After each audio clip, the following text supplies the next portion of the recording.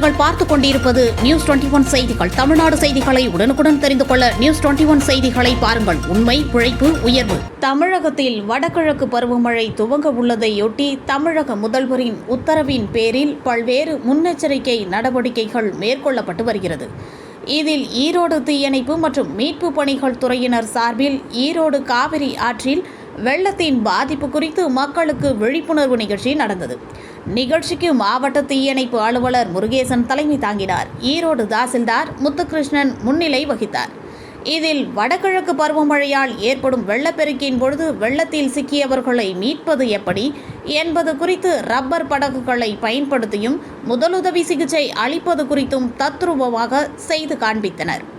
குடியிருப்புகளுக்குள் வெள்ளம் புகுந்தால் வீட்டில் மற்றும் அருகில் உள்ள காலி தண்ணீர் கேன், தேங்காய் மட்டை, வாழை மரம், தர்மாகோல், வாட்டர் டயர் டியூப் போன்றவற்றை பயன்படுத்தி மிதவை தயாரித்து எப்படி பாதுகாப்பாக வெள்ளத்தில் இருந்து தப்பிப்பது என்பது குறித்து மக்களுக்கு செய்முறையுடன் விழிப்புணர்வு ஏற்படுத்தினர்.